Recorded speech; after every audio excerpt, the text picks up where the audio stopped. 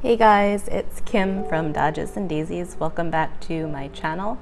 That sounds really strange to me. This is YouTube video number 2. And for anyone that watched YouTube video number 1, I just want to thank you guys. That was my first jump into a crafting video. There were some pretty big mistakes in it, but I was kind of prepared for that. My husband is a streamer and YouTuber, and he forewarned me, you're gonna hate your first video. So I don't hate it. It's just there were some big mistakes. So one of the mistakes was that the bottom of the journal was cut off in a large part of the video. So anyone that stuck with me, I appreciate that so much. You can see the full layout at the end of the video, but I promise you from now on, I'm going to be really mindful of where the camera is and keep the full layout in view for you guys. The second, and I don't know if you would call this a mistake, but to me it was just something I was unhappy with, was the length of the video. It wound up being like 40 minutes long. That's really not my intention. I'm somebody that likes to be very personal, and I like to be a little chatty. Whenever I do anything crafty, whether it's on Instagram or like stories, blog, whatever, I always kind of like to treat people like they're sitting across the table from me. I like to treat people like they're a good old friend and we're sitting down to craft together and have a cup of tea and have a chat. So I do tend to be a little talkative, but I do realize that YouTube videos are better just a little bit shorter than that. So because I do try to be personal and invite you guys into my personal life as well as my crafting life, I do think my videos are probably going to be around the 20-minute mark, but fingers crossed, not 40 again. So let's just jump right in. We are doing a 10 for 10 challenge, and what that means is I'm taking only 10 supplies and I'm going to make 10 layouts, each layout just using those 10 supplies. So our last version of this that we did for the first video, I wound up actually only using 8 of the 10 supplies, but it worked really well. I felt like the layout was complete. And so this isn't like a hard rule. You don't have to use all 10 of the supplies. The point to this is not to feel overwhelmed, because as crafters we can purchase a lot. You know, a lot of our friends make really beautiful things. Sometimes when we sit down to craft, it's just overwhelming. So the challenge for the beginning of January that I'm doing is you pre-pick out, before you do your layout, 10 supplies, just 10. And you put them on the desk and nothing else is around you, so you're not allowed to cheat. And you're only going to make a layout using these 10 supplies. It should be something that is stretching yourself creatively, because you can't just reach for something different. But it should also be something that's super peaceful, super simple, super mindful, something that's going to, if you're feeling stressed by crafting, just kind of bring the joy and the peace and the simplicity and minimalistic kind of hygge, cozy, warm hug type to your layouts. The journal that I'm using is my new 2022 journal that I got from my husband. As I said in the first video, it is definitely a mixture of art, but its intent is to be a journal where I kind of leave a lot of space for writing and just pour my heart into it. So we are just going to be designing the corners of the pages, and that's it, because we want there to be a lot of room for writing. And you know, different journals are different things. We have junk journals where it's more collagey. The intent of this journal really is for me to be able to kind of pour out my heart and my feelings, and so we want some ample space to write. That said, that also gives us a really, really easy, simple way to do these layouts, where we're only like worrying about kind of the edges of the pages and not the entire spread. All right, so let's get started. I'll show you guys first the supplies that I'm going to be using. Some of them are the same, just because I'm trying to keep kind of a similar color palette and theme to the journal, but I do promise, even if this layout looks similar to the first one, that we're gonna be adding as time goes on. So first goal is show you guys that simplicity can be really fun and simplicity can be really possible when you're journaling. It doesn't have to be an overwhelming experience, but as time goes on, we'll have 10 of these. We'll add some more elements. One of the things that I left out for myself to use if I would like to, if I don't this spread, I probably will the next spread, is some vintage lace. I got this from Flashy May Cottage. I will leave her info down below. Amy, she is a really beautiful person in the journaling snail mail community, has a heart of gold and sells really pretty fabrics for your journals. So this piece of lace came from her. Maybe that will be used today. I also have labels. Because this is more of a writing journal, I've been using kind of small labels just to like write the date or write the theme of what I'm writing about, so they've been really helpful. Like I said in the first one, I always start off with a background page. I didn't wind up using this one last time, so I'm going to be using the vintage music sheet this time. These are vintage cutouts. Last time we used stickers. This time I chose to go with vintage cutouts. If you're choosing to, say, use cutouts as, like botanical cutouts as one of your choices, my suggestion would be don't overwhelm yourself with too many choices. I chose only green and white in this to make my choices really easy. We have a monstera, a fiddle-leaf fig, I think that's a peace lily. So you don't want to put like all of your cutouts and just make things confusing. Keep things simple. Again, we have the rifle paper washi tape, just because I think washi is always good to have on hand. It's something that can kind of add in like little spaces. The figure drawings that I'm using again are from Ploy, from Pisco Letters. I will be linking her below too. I have been using these constantly. They are so beautiful, and I just feel like just encapsulate the kind of January mood that I've been in. And yeah, they're just beautiful. And again, I gave myself just 3 to work with. We don't want things to be overwhelming. We want things to be simple. I am using, again, my vintage stamps and choosing not to go with the super complicated ones, but just ones that are monochromatic, just really simple, that just kind of add to the layout and don't distract from it. I have a vintage German ephemera piece. I have vintage food coupon stamps. These are really fun if you can find them. They're a way to kind of have that stampy feeling without using actual postage stamps. I love them, and they're tiny too, so they can kind of just fill in spaces where you might not have something else that would work there, but they're really cute, and normally when you find them, you can find kind of like a big book of them. Definitely one of my favorite supplies to use.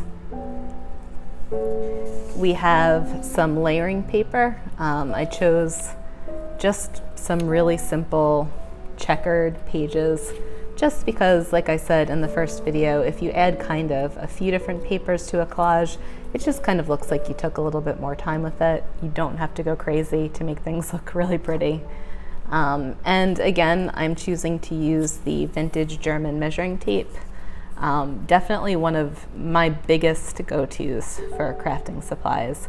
We'll probably be using this in the first few videos, but like I said, I do realize that you guys don't want to see the same layouts again and again, so maybe after the third video I'll switch it out, but this is so helpful. I use it all the time.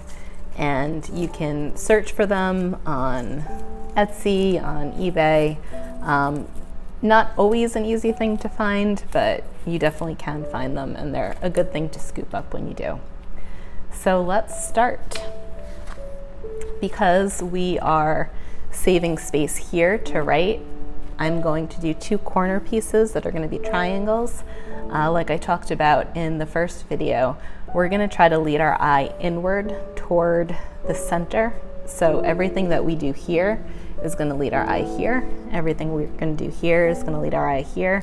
And it's just going to keep these 2 pages looking like they're part of the same spread, and the focus kind of on the writing.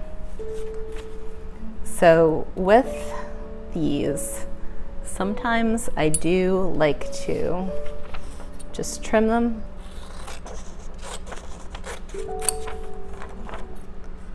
So what we're seeing is the actual music and not too much of like blank space.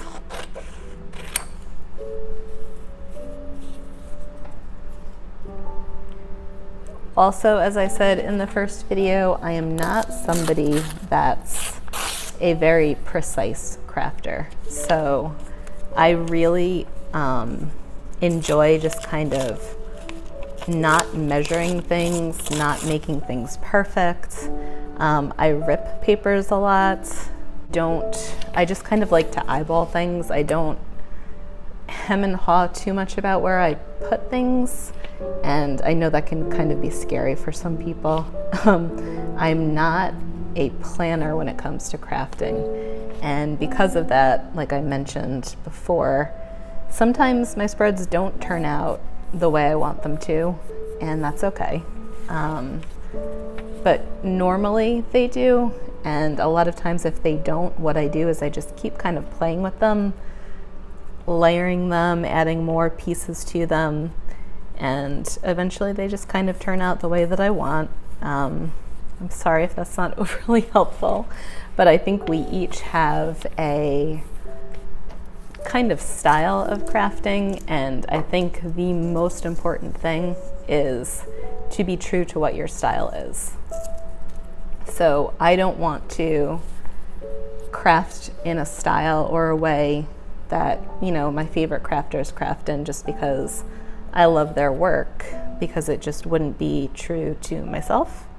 I'm going to want to craft in a way that's true to me, and that's going to keep me coming back. That's going to keep me coming back to crafting, because if I try to put on somebody else's style, it's going to be stressful, honestly, in the long run, and just not work as well. So what I'm doing is similar to the first video, where I'm just kind of using very basic elements to kind of lead the eye in.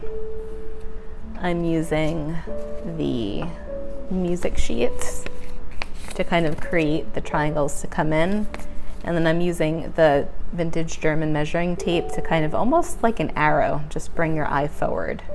And as we talked about before, I even use figure drawings to kind of also just point the eye. So I think for today I'm going to be using her over here because she's facing this way, and I'm going to be using her over here because she's facing that way, and I think, or maybe her, she's still kind of facing that way, and she's more like the same size as the other one. So now that we've picked out our 2 figure drawings, I personally don't like that you can tell that I ripped this out of a notebook, so I think I'm gonna just kind of rip and tear those. I thought that was 2, that was just 1. And I'm just going to use these not as a focal point, but just kind of like an extra layer, just to make this look just a little bit more interesting.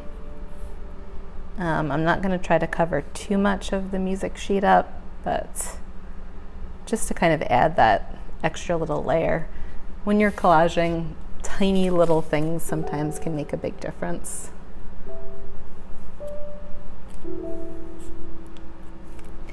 As you saw today,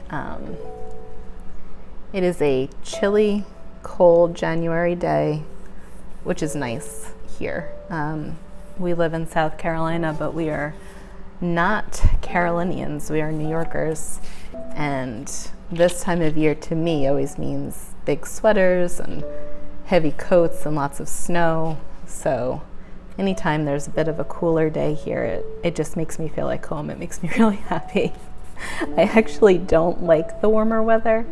A lot of New Yorkers move down here because they enjoy the heat. We moved down here because of a job opportunity. And but both me and my husband love the cold, so we're usually pretty excited anytime there's any type of colder weather. So right now I'm just deciding if I want the plant, where I want the plant in relation to the figure. I might do a smaller one for her, but yeah, I think I like that. And I might just stick something like this here for the date of what I'm doing. And I think I kind of like that. So I did an Instagram post today talking about January and how it can be a bit difficult to craft during January, color scheme wise, theme wise. We've just come off of Christmas and the brightness of the holidays. There's lots of color in Christmas crafting, and we're kind of a little too early to start with Valentine's Day crafts, which I personally find very exciting. I love the kind of romantic nature of them. But we're just kind of in this in-between in January, and that always confused me. January crafting, like, what do you do during January? But I've actually just learned to embrace the season. So the gray skies, the bare trees, just to me, I'm gonna copy that kind of mood and color palette in my January journaling. So I'm gonna use things like off-whites, vintage pieces of paper, browns, beiges. If there is color like this blush, it's gonna be like a lighter color, not like a bright pink, but more of like a blush tone or like a beige tone. And I'm just kind of embracing January because I think there's something really, really beautiful about a soft color palette, about muted colors, things that are just kind of pale and minimalistic. I'm like fully embracing it this year. I think it's beautiful. I think if we can create layouts that are just kind of reminiscent, just don't forget, guys, that my brain isn't working yet after 2 surgeries, so I'm gonna be saying words that aren't actually words. Reminiscent of the outside and where you can kind of bring them in, I think it's beautiful. I think we can find beauty where we normally find gloominess. I think that's one of the definite main themes of hygge, which is a practice that I really have incorporated a lot into my life, is when things are gloomy or cloudy or cold outside, you kind of fill the inside with as much coziness as possible. You're very intentional about things like lighting candles or having a hot cup of tea or being mindful of journaling or, wearing a big cozy sweater. This kind of practice can make a month like January, where there's no real holidays going on or, themes to crafting, just a whole lot easier to kind of go through if you kind of embrace it as a time to heal, a time to rest, a time to rejuvenate, a time to be cozy. And right now I'm definitely not finding the gray skies and the bare trees to be a sad thing, but I'm finding them to be a beautiful thing. And I'm kind of using that inspiration in my color palette in my journaling. So that's what we're doing. I think the fiddle is going to look a little bit better with this pieces. And I think as much as I love Mr. Monstera, he's gonna be for another day and another layout. If you didn't see my first video, you might be wondering why I'm using a page to glue on. Like I said in the first video, I don't think a lot of people do that. I personally like when edges of the page are down. I use a lot of like authentic vintage papers, not printables. I love printables. If you guys haven't noticed, printables are like actually my favorite supply lately. But a lot of what's with the printables is vintage. So like these houseplant cutouts are, I'd say, probably about 60 years old. This music sheet I think is about 80 years old. I'm not sure how old the tape is, but it is like authentically vintage. So I just personally like when the edges of things are glued down, especially when you're dealing with paper that can be brittle or, you know, falling apart from age. I kind of like it if I'm not worried about it ripping up. So that's why I do that. Like I said, I know that that's not really seen a lot, but that's why I do that. So I think I kind of like that there. Because this is a word journal, I think I'm probably going to put the date there and maybe like the theme of what I'm journaling there.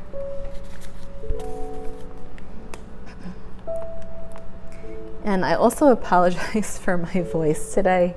I don't know if anybody else that deals with asthma or allergies or breathing trouble deals with kind of like a froggy voice, but mine is definitely froggy right now. I think the weather is setting off asthma a little bit, and I've had to take, you know, some medication today to try to control that, but it's also made my throat kind of sound like a frog, so I apologize for that. I might just add a couple of stamps, and then I think we're good to go with this one.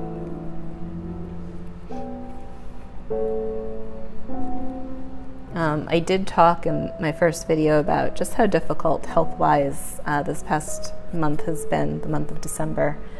And YouTube is something that I've kind of had in the back of my mind for a number of years, I'd say about 5 years. And it's something that I've never done. But I've had a lot of days actually, over the last couple of months that I've been too weak to really do much. A lot of days I've felt too weak to even get out of bed. And on the days that I have gotten out of bed, there's not much that I feel up to doing aside from kind of just sitting at my desk and crafting. So these videos are kind of a way of me turning a bad situation into a good one.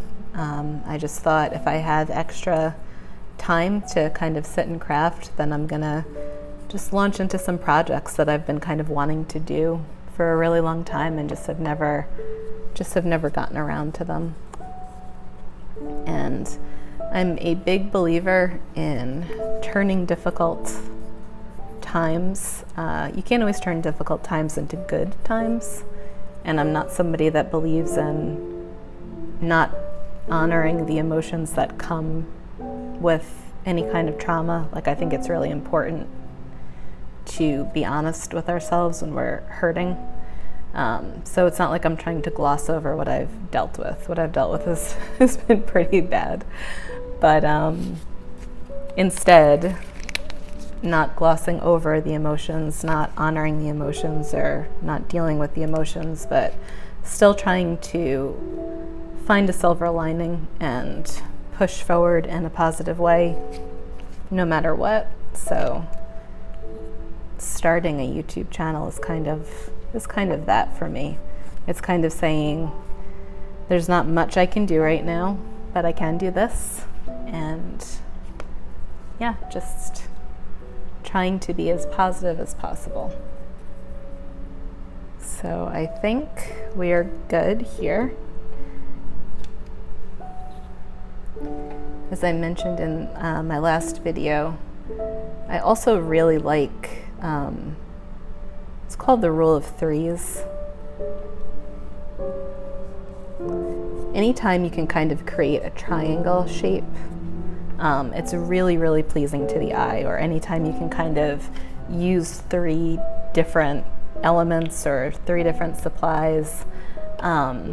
Here, I feel like we have the 2 stamps on each one, and then the figure drawing kind of creates that rule of 3s, that triangle.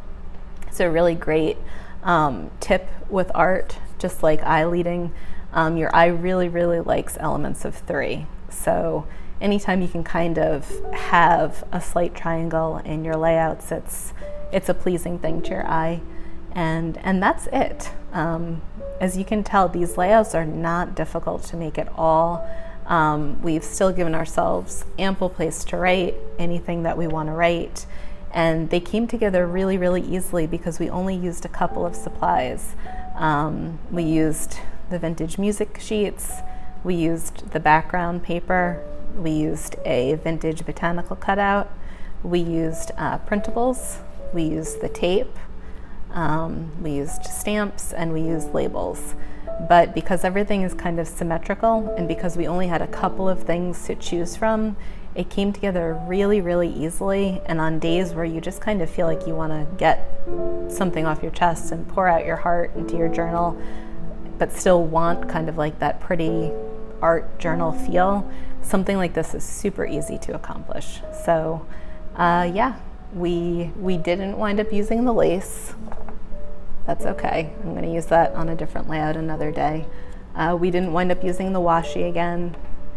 We didn't wind up using this lovely little piece that I definitely will incorporate soon, or these stamps. I chose those stamps instead, but that's okay. We don't have to use everything on the desk, but having few things on the desk makes it really easy to just kind of throw things together.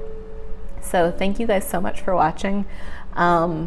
Fingers are crossed that everything was in frame this time and that I didn't talk as long as I did last time. I hope so. If I did, I promise I will get better with that. I really do view you guys as friends and as people that I just want to invite into my life and my crafting space. So if I'm a little chatty in the first 2, I promise I'll get better. It'll get shorter. But I hope you all have a wonderful January day. I hope that if it is a gloomy, cloudy day outside, that you're able to just embrace the coziness within and be mindful of small things like a cup of tea or a journal page or a relationship that you're thankful for.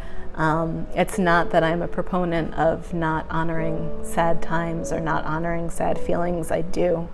But I hope that you're able to also find moments of peace and small moments of joy and just moments of hygge in your day. And I wish you guys a wonderful day, and thanks so much for watching.